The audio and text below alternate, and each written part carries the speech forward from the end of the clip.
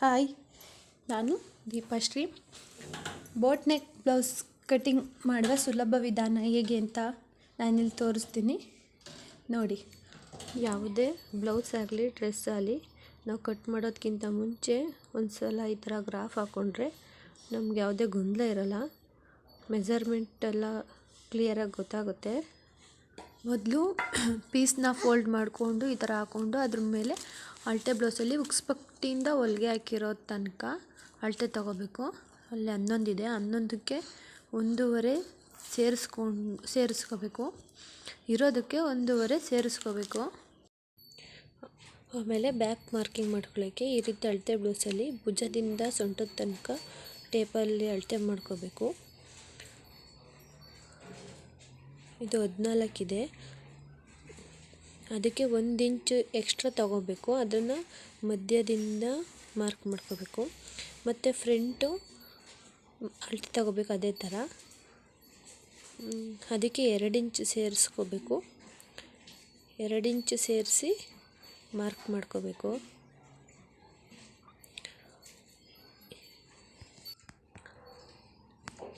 ಅದಾದಮೇಲೆ ಕೆಳಗಡೆ ಯೋಕ್ ಪಟ್ಟಿಗೆ ಒಂದು ಕಡೆ 3/4 ಮತ್ತು ಇನ್ನೊಂದು ಕಡೆ 2/4 ತೊಗೋಬೇಕು. ಅಂದರೆ ಫೋಲ್ಡಿಂಗ್ ಇರೋ ಕಡೆ 3/4, ಈ ಕಡೆ 2/4 ತೊಗೋಬೇಕು. ಯಾವುದೇ ಸೈಜ್ ಆದರೂ ಎಲ್ಲ ಸೈಜವ್ರಿಗೂ ಇಷ್ಟೇ ತೊಗೋಬೇಕು. 3/4, 2/4. ಅದಾದಮೇಲೆ ಡೀಪು ಫೋಲ್ಡಿಂಗಿಂದ ಮುಂದಕ್ಕೆ 4 ಇಂಚು ತೊಗೋಬೇಕು. ಅದು ಡೀಪು.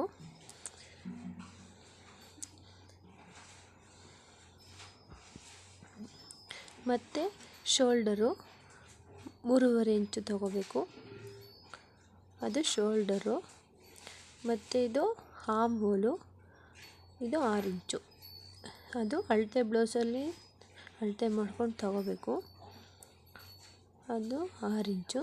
ಅದಾದಮೇಲೆ ಬ್ಯಾಕ್ ಡೀಪು, ಇದು ಬೋಟ್ ನೆಕ್ ಆಗಿರೋದ್ರಿಂದ ಅದು 4 ಇಂಚು ಇಡ್ತೀವಿ. ಅದಾದಮೇಲೆ ಅದನ್ನು ಮಾರ್ಕ್ ಮಾಡಿಕೊಂಡು ಈ ರೀತಿ ಅದರಲ್ಲಿ ಶೇಪನ್ನು ಕೊಡಬೇಕು ನಾವು.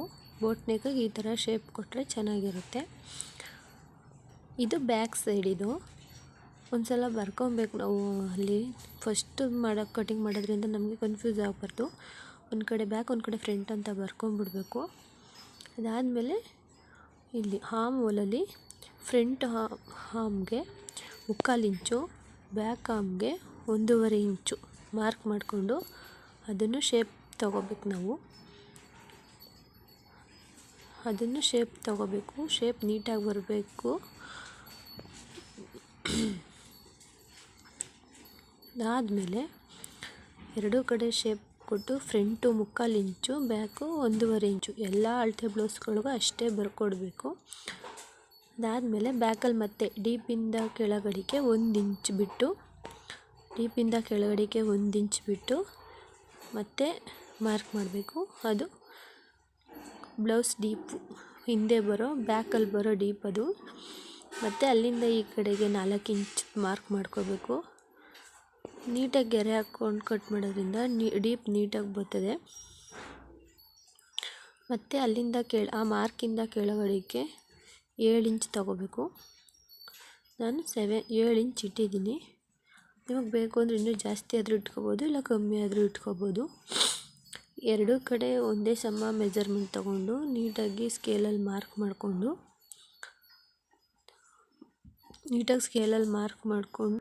ಮಾಡಿಕೊಂಡು ಅದಕ್ಕೆ ನಮಗೆ ಯಾವ ಡಿಸೈನ್ ಬೇಕೋ ಆ ಡಿಸೈನು ಮಾರ್ಕ್ ಮಾಡ್ಕೋಬೇಕು. ರೌಂಡ್ ಬೇಕೋ, ಬಾಕ್ಸ್ ಬೇಕೋ, ಇಲ್ಲ ತ್ರಿಕೋನಾಕಾರ ಬೇಕೋ, ಯಾವ ಶೇಪ್ ಬೇಕೋ ಆ ಶೇಪ್ ಮಾರ್ಕ್ ಮಾಡ್ಕೋಬೇಕು.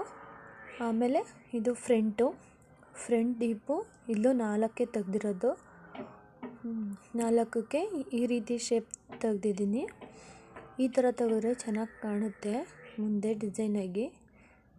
ಅದಕ್ಕೆ ಈ ಥರ ಈ ಶೇಪ್ ತೆಗೆದಿದ್ದೀನಿ ನಾನು. ನಿಮಗೆ ಯಾವ ಶೇಪ್ ಬೇಕೋ ಆ ಶೇಪ್ ತಕ್ಕೋಬೋದು.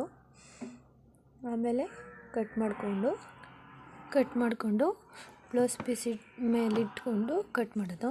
ಇದು ನಾನು ಫಸ್ಟು ಎಡಿಟ್ ಮಾಡಿರೋ ವೀಡಿಯೋ. ನನಗೆ ಸರಿಯಾಗಿ ಎಡಿಟ್ ಮಾಡೋದು ಗೊತ್ತಿಲ್ಲ, ಅದರಿಂದ ಏನಾದರೂ ತಪ್ಪಾಗಿದ್ದರೆ ಅಡ್ಜಸ್ಟ್ ಮಾಡ್ಕೊಳ್ಳಿ. ಇದು ಬ್ಯಾಕು ಈ ರೀತಿ ಮಾರ್ಕ್ ಮಾಡಿದ್ವಲ್ಲ, ಅದನ್ನು ಈ ರೀತಿ ಮಡಚಿ ಈ ಥರ ಪ್ರೆಸ್ ಮಾಡಿದ್ರೆ ಅದು ಇನ್ನೊಂದು ಕಡೆಗೂ ಮಾರ್ಕ್ ಬರುತ್ತೆ. ಮತ್ತು ಅದ್ರ ಮೇಲೆ ಮಾರ್ಕ್ ಮಾಡಿಕೊಂಡ್ರೆ ಆಯಿತು.